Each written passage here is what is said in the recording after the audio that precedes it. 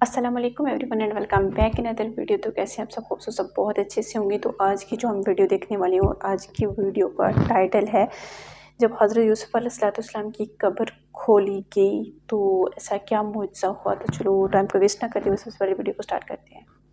فلسطین کے مغربی کنارے پر ایک شہر آباد ہے جسے شہر نابلس کہا جاتا ہے۔ اس شہر میں ایک مقام ایسا ہے جس پر 50 سالوں سے یہاں کی یہودیوں اور مسلمانوں کے درمیان ایک جنگ چھڑی ہے۔ یہ جنگ اس شہر کے لیے نہیں بلکہ ایک مزار کے لیے ہے۔ یہودیوں کا خیال ہے کہ نابلس میں جس مقام کو وہ مقام یوسف کے طور پر مقدس جانتے ہیں وہ جلیل القدر پیغمبر حضرت یوسف علیہ السلام کا مزار ہے، جبکہ مسلمانوں کا ماننا ہے کہ اس جگہ حضرت یوسف علیہ السلام کا مزار نہیں بلکہ فلسطینی اسے ایک بزرگ یوسف دوئکات کے نام سے جانتے ہیں۔ 1967 کی جنگ میں اسرائیل نے اس جگہ پر قبضہ کر لیا تھا اور اسرائیلی قبضے کے بعد یہ جگہ یہودی آباد کاروں کا مرکز بن گیا۔ 1986 میں قابض اسرائیلی ریاست نے اس مقام میں ایک یہودی مذہبی اسکول قائم کیا جس میں تورات پڑھائی جانے لگی۔ پھر 1990 میں اس مقام کو، جس کو یہودی حضرت یوسف علیہ السلام کی قبر مانتے ہیں، اس کو ایک فوجی چوکی میں تبدیل کر دیا اور اسے یہودی وزارت مذہبی امور کے حوالے کر دیا گیا۔ لیکن مورخین یہودیوں کے اس دعوے کی تردید کرتے ہیں۔ ان کا کہنا ہے کہ نابلس میں موجود قبر 200 سال سے زیادہ پرانی نہیں، اور بعض تاریخی دستاویزات سے معلوم ہوتا ہے کہ یہ قبر عثمانی دور خلافت میں بنائی گئی۔ یہودیوں کے لیے یہ مقام انتہائی اہم اور مقدس ہے جہاں یہ لوگ عبادت کرتے ہیں، لیکن اگر مسلمانوں کے مطابق یہ قبر حضرت یوسف علیہ السلام کی نہیں تو پھر حضرت یوسف علیہ السلام کی قبر کہاں پر ہے؟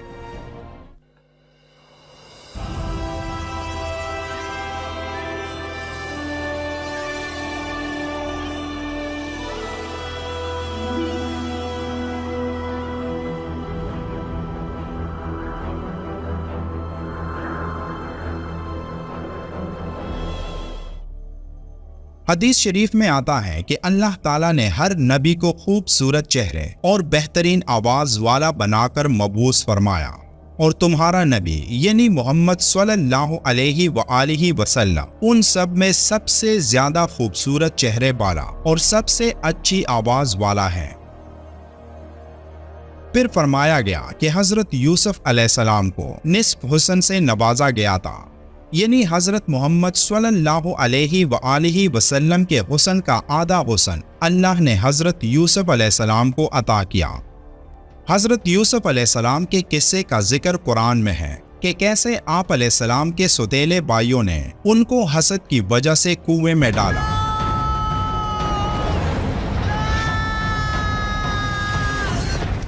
اور کیسے وہ اس کنویں سے نکل کر مصر کے ایک طاقتور وزیر کے عہدے تک پہنچے۔ حضرت یوسف علیہ السلام حضرت یعقوب علیہ السلام کے فرزند اور بنی اسرائیل کے انبیاء میں سے تھے۔ آپ علیہ السلام نے نبوت پر فائز ہونے کے ساتھ ساتھ چند سال تک مصر پر حکومت بھی کی۔ قرآن مجید میں ایک سورت کا نام بھی یوسف ہے جس میں آپ علیہ السلام کے حالات زندگی تفصیل سے بیان ہوئے ہیں۔ حضرت یوسف علیہ السلام کی عمر 120 سال تک بتائی گئی ہے، اور کہا جاتا ہے کہ آپ علیہ السلام فلسطین میں دفن ہوئے، لیکن آپ علیہ السلام کی قبر مبارک پہلے فلسطین میں نہیں بلکہ دریائے نیل میں تھی۔ اب حضرت یوسف علیہ السلام کو دریائے نیل میں کیوں دفن کیا گیا، اس کے پیچھے ایک دلچسپ داستان ہے۔ روایات میں آتا ہے کہ حضرت یوسف علیہ السلام کے وصال کے بعد ان کے چاہنے والوں میں اختلاف ہو گیا کہ حضرت یوسف علیہ السلام کو کہاں دفن کیا جائے۔